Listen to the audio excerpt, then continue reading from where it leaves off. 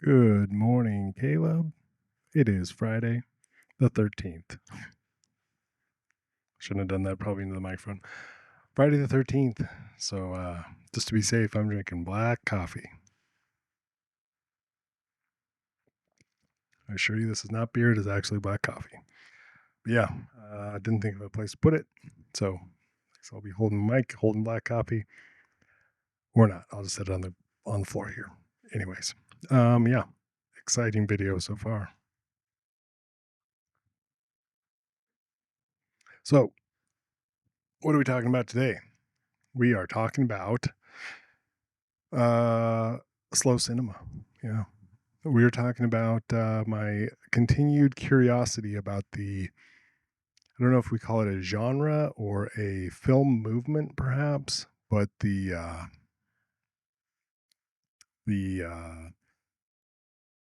idea, I don't know, the concept of slow cinema has been one that I've been extremely fascinated with. Even though I've not seen very many of the really canonical slow cinema um, films or even directors. I watched a little bit of boy, I'm gonna screw up the guy's name.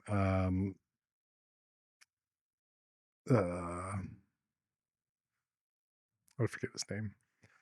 Yeah. So anyway, a lot of these slow cinema films they come out of Southeast Asia. Some from China, a lot from the Philippines. There's a director named Lav Diaz. I've not seen any of his work. The the director that I was thinking of that I blanked out on his name, which is really hard to pronounce his name anyway. He was the director of Cemetery of Splendor, which I've seen. So that's I think the one I've seen. Tropical Malady, I think, is him as well. A lot of that kind of stuff. What I'm more familiar with is kind of the older, I guess, progenitors of slow cinema. People like Robert Bresson, Robert Bresson, I don't know, French gentleman. He directed such classics as Pickpocket or A Man Escaped or a lot of other stuff. He's got a collection on the Criterion channel right now. If you want to check out some of his work, I believe all of his films are on Criterion at the moment. I could be wrong on that. A couple of his later films might not be on there, but yeah, he was kind of what people kind of point to as like an early influence on the modern slow cinema movement. And then you've got guys like Ozu in Japan, who I've not seen any of his films in full. I might have seen one of his shorter films, one of his older films, I believe. I think I've seen, although I can't remember much about it. Anyways, really kind of known for very static, long takes on a 50 millimeter lens. That's kind of his famous thing. People just kind of sitting in their homes for a long time. And that's kind of the thing about slow cinema is long duration, right? Long shots, usually long takes, which that part doesn't so much interest me. More kind of just the weight of weight as in heaviness, right? Of waiting, right? Wait and wait at the same time. A lot of films of these kind of slow cinema films, from what I gathered, do involve a lot of just characters waiting around for stuff, which I've always found kind of interesting because if you think about it, isn't most of life just waiting for things? Seems like. I don't know. Maybe other people experience life differently, but yeah, just kind of characters in a state of in between different places or different events and just kind of waiting, right? Then you got guys like Andrei Tarkovsky, who was really obsessed with time. He wrote a book called Sculpting in Time, which I have over there on the bookshelf. And I've got another big Tarkovsky book that I haven't read yet. I've seen all of Tarkovsky's films and really appreciate a lot of them, but only really love two of them. Stalker is up there with some probably my favorite films of all time. I love that film. It's 3+ hours long, but every time I turn it on, it just seems to go by like a dream, because it really feels like a dream. It's weirdly paced. It is kind of slow, not a lot happens. It's interestingly shot and edited so that the shots have this way of flowing together that cuts seem unnoticeable, even though he doesn't have any particularly really long takes that I can think of. I guess there's a couple, but yeah, that film, it's a classic. You can watch it on Criterion, you can watch it on YouTube. It's easy to find. And then his other film that I really love is called The Mirror, which is even more dreamlike in its um, structure, uh, presentation. I guess I don't know how you want to say that. Anyway, all this is to say that currently I am reading on my phone, or I would show you it because I'm filming this on my phone right now, so I can't really show you the book that's in my iBooks app. It's a book called The Rebirth of Suspense, and it is about, or it's a fairly technical kind of film theory jargony book, but I'm into that kind of thing, so but it's basically this guy's argument that um,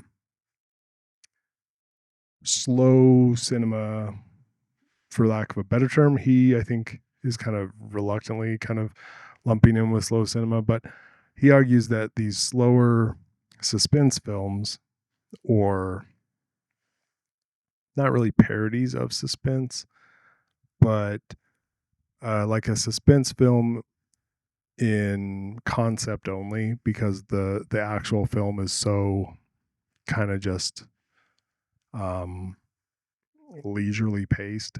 But anyway, he talks about how the that kind of that time pressure, the weight of waiting, um, can be its own form of suspense, and I found that to be kind of true as well. A lot of interesting examples that he cites in the film, two of which I was able to find from the library. So that's what we got today. Haven't watched either of these yet. I was hoping to get to them today. First up is Night Moves by Kelly Reichardt, which is an interesting one because I've known Kelly Reichardt from her like small films like Last Cow or Wendy and Lucy, and Certain Women, which I have the Criterion Blu-ray of. All really interesting little intimate indie films. And I would say she's definitely slow in her sensibilities, or her style, I guess. But yeah, Night Moves is a thriller about eco terrorists.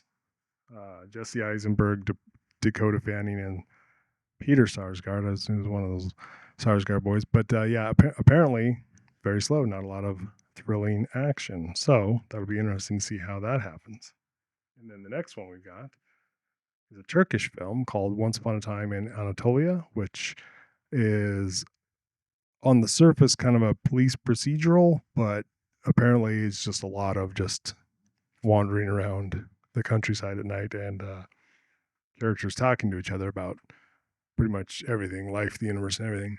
So excited to check those out, because this idea of like stripping back a thriller to just kind of its most minimalist form, kind of like something like I don't know if you watched Michelangelo Antonioni's La Ventura, which is interesting film about these people that are just kind of like on vacation. They're out on a yacht, and they stop off at this island, and one of the girls just disappears. So they spend the rest of the film kind of looking for her. And spoiler alert for a 70-year-old film almost. Where I remember when it was long. It's an old ass film. Spoiler alert: the girl is never found, so it's just unresolved, which I always thought was super interesting.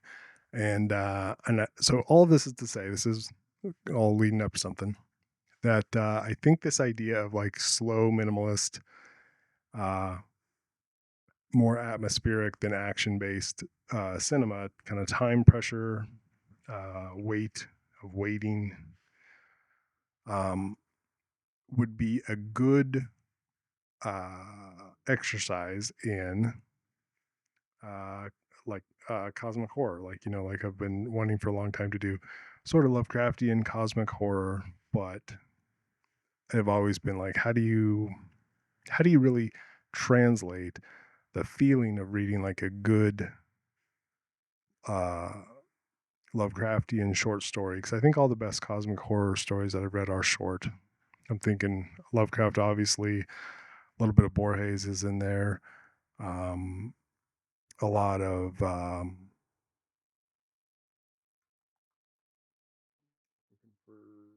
Brian Evanson. I was looking over to my bookshelf there because I was like, I know I've got several of his short story collections.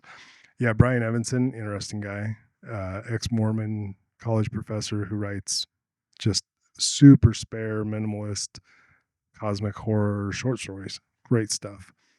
His novels, I feel like his style doesn't really translate out to full like novel length. But if you like short stories, definitely check out Brian Evanson. But but the feel of all those stories, the ones that I like the best, are just a feeling of a feeling of kind of a building dread, but nothing really happens. And so, I was like, how do you catch that on the screen? How do you really put that through without just a ton of exposition and dumb stuff like that? Um, and I have no idea. I have not answered this question yet, but that's what I'm thinking about, and that's what I'm trying to work on. So hopefully, I can do something like that for this month's short film. But then I had the other idea whilst mind was wandering at work. I was like, all these slow cinema films are notoriously long, like 3, 4, 8 hours in some sense, or in some 7 or 8 hours. I'm thinking of Bellatar's Satan Tango, which is notoriously long. I'm pretty sure it's close to 8 hours long. So I was like, if you made like a 45-minute or slow horror film, you could call that a slow cinema short film. It'd be pretty funny. Anyways, that is it for this Friday the 13th. Thinking of slow dread and the weight of waiting. So hope you have a good week and have fun out there. Be careful. Stay away from black cats and other unlucky things. Luckily, only one of my cats is black, and the other one's kind of dirty, peachy, white, splotchy gray. So I'll only be halfway bad luck. Take care. Bye bye.